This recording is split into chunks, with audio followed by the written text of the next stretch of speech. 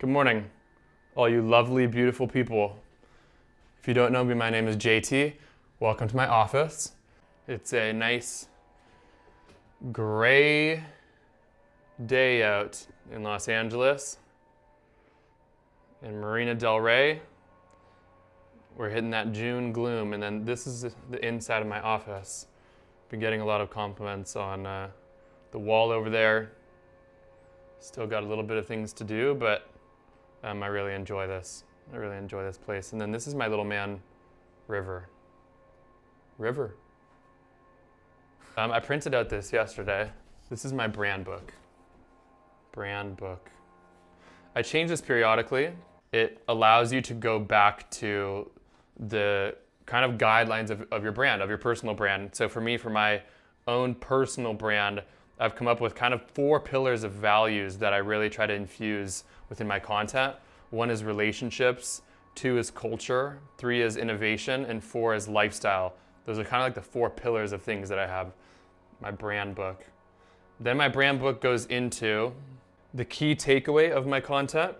It goes into my ideal audience, goes into inspiration.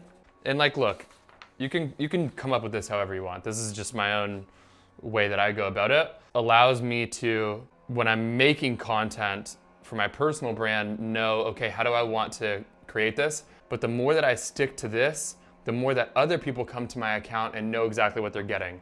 And it's because I'm creating it for those people in mind. So just something to follow. Let's light a bit of Palo Santo, and then I'm gonna sit down at my computer. This is not a joint, this is Palo Santo, and it just smells very nice. And it's part of me setting the vibe in my office. If you could find joy in the mundane, then you win. If you can find joy in the mundane, then you win. So we have one project right now where we're running a brand social, and Damien and I are walking through their current brand book and how they see their own social strategy so that we can decide what we want to do. I'm looking at slide 11. There is, I want to hear more from them, what they deem a large brand and a small brand, of just like examples. Okay.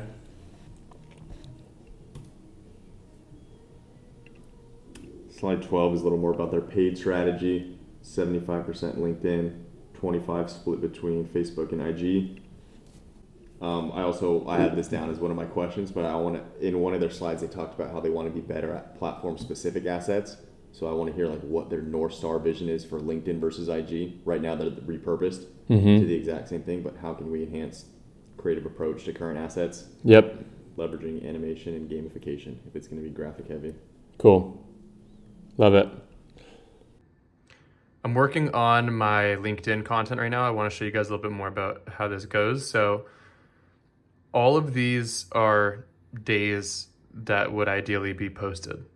The way that I go about it is I either send video content or get on a call and do a video style interview with a production team. So they then take my posted content or the interview and they turn it into all of these individual written pieces of content. So I'll go over here today. Once they've actually taken the videos or the interview content and turned it into individual pieces, they put it in here for me to come in and look at it. So I come in and I look at it, and this is all taken from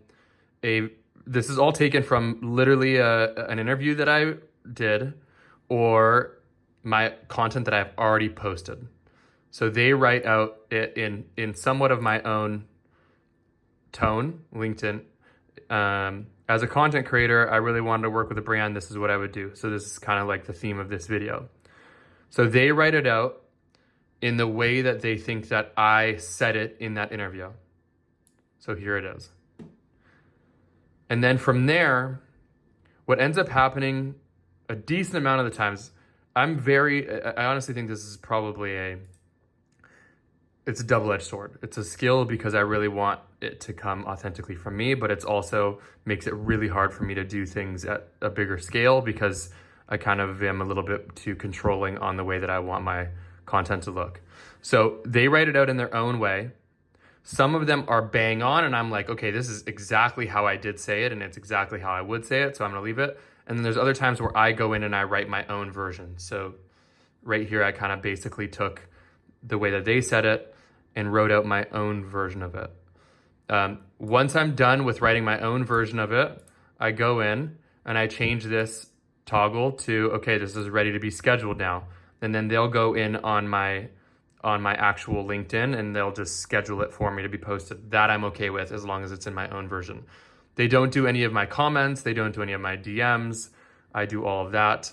But I'm okay with them clicking schedule because that's not something that I think needs to be done by me.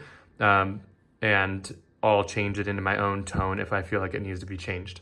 So this has been really helpful in terms of me getting content out. The dude that I work with is Paulo, and he's been awesome. He's fantastic. So they've done a really good job. The thing for me is I'm still trying to understand if I really feel like this is taking me less time or more time for me to come in and really revise all of these, or for me just to go off the top of my head and write something on LinkedIn. So I'm still trying this out for right now. I've really enjoyed working with them. This is definitely the route for somebody that is trying to, what I would consider, scale on another platform. I think if it's less of a personal thing for you and you don't really care as much about it coming off completely your own tone, I would highly recommend someone doing this. And so overall, yes, I've really enjoyed it. And now I'm going through and I'm looking through even more of these to get more content up. This call right here is with a brand who is wondering what to do with their influencer budget. Influencer budgets are always so tricky to kind of divide up. So this is my kind of 2 cents on how I would do it. I think the last question of like, what do we do with our budget? I think it's such a trial and error thing because you're taking a risk on you trusting that this person's audience will convert in some way, even if it's not like it's going to directly convert in the post and they're going to click out to the link. Just the fact that it might be this person's audience that sees it with them, then goes on and lives their life for another 3 months, but then happens to be in Target. And because they saw it with this person that you paid 3 months before, then they buy it in Target. That still is this person that converted, but you guys are trusting that at some point this audience, it's going to convert in the way that you paid them. But that's a gamble that's really a gamble that you have to look at their comment section. You have to believe in the brand that they've built. You have to look at you are looking at their engagement in terms of like size of audience and like the amount of engagement that they're getting. But at the end of the day, like there's no template for like what this costs, because not everybody's audience is going to be equal. You know, right. So it is a gamble. What I would say is you guys should pick internally the amount that you guys want to spend, like the total amount that you guys want to spend. And then I think that's conversations between you guys of like, how do we see this person that wants a bigger paycheck versus these 4 or 5 that are willing to do much smaller. You ready to have your mind blown? Check this out. Listen to this. Disclaimer, this is a digital clone. Hi, I'm JT Barnett. How can I help? Hey, I have a brand account on TikTok, and I'm wondering if I could get some advice for creating content as a new company. Absolutely. Starting out on TikTok as a new company is super exciting. First things first, you need to focus on authenticity and storytelling. People on TikTok love real, relatable content. One of the best strategies is to find a creator who can consistently make content for your brand. People connect with stories, especially when they're told in a genuine, down-to-earth way. Imagine you're on a FaceTime call with a friend, just chatting about your brand's journey. What do you think I should be doing in my DMs on social media? How can I use them as a person like myself who's just getting into content? All right, here's the game plan for your DMs. Keep it short, sweet, and impactful. Start by identifying the people or brands you want to connect with. When you send a DM, get straight to the point. Show your value immediately. For example, you could say something like, hey, I see you're doing amazing things in the business space. I create educational content and would love to collaborate or share insights with your audience. Here's a link to some of my work. Much love. I'm curious how you know all of the stuff that you know. Can you give me a little bit of background on yourself? Absolutely. So I started my journey as a professional hockey player. That experience taught me a lot about discipline, teamwork, and perseverance. After my sports career, I transitioned into the world of content creation and social media. I founded Barnett, a marketing agency focused on social strategy and execution for both Fortune 500 companies and small businesses. So that was an AI clone of my voice from a company called Delphi. And what you're going to be able to do is you're going to be able to upload all of the information that you want to this AI clone, and people will be able to call it, and it will use whatever data it has, plus some sort of machine learning or some sort of, I don't know, but some sort of way of taking all of that information and actually making it contextual to the person that is having the conversation with you. So then I could have people call that number and have full conversations with me using the info that I've put it in. Just something really unique. I thought it was very interesting. Wanted to show you guys it.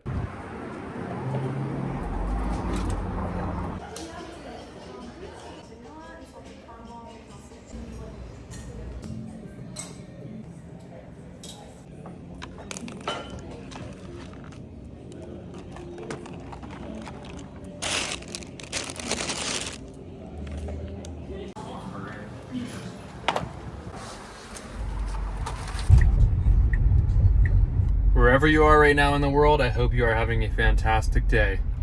Hope your day is treating you really nicely. And now that I'm back from grabbing coffee, I have therapy. I've been doing therapy for about 7 years. It's been really helpful for me. I go through waves where I am doing it consistently, and then I go through times where I'm not doing it as frequently. But just having a good therapist has been a big help. And if that's something you've considered, I'm a huge advocate for it. So I highly recommend. As I come to sit on my desk, I got this letter from my beautiful fiance. I love getting notes. Got this one here that I've kept. I keep notes. I got this one over here from my mom. Where is it? From my mom. I keep notes from people. I like notes. Yeah, I feel like the biggest thing for me with my businesses is connection. Like with all of my content, with all the things that I put out into the world, I really love connection. And so when things become more performative or transactional, it just feels very weird for me. And I don't know, I feel like right now in a lot of social, it just doesn't feel like there's a lot of connection. So that's something that I feel like I want more of.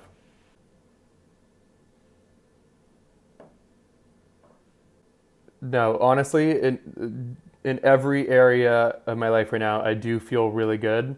I feel like there's little things that are going on that are maybe contributing to a little bit of anxiety, but I overall do feel really good, and I feel good.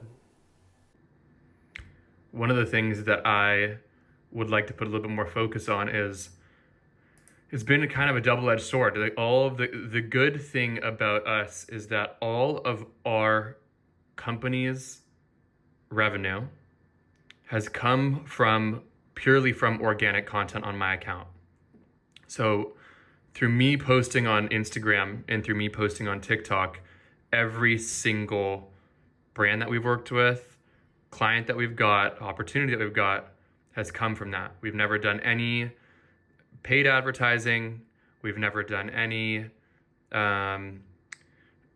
brand accounts. It's only been through my account. Now that's an awesome opportunity to be able to do that, because to not have to pay for people to work with you is awesome. However, the double-edged sword of that is we are reliant on all of our new clients coming through my account. which means I have to be the person that is creating content and getting them through my personal brand,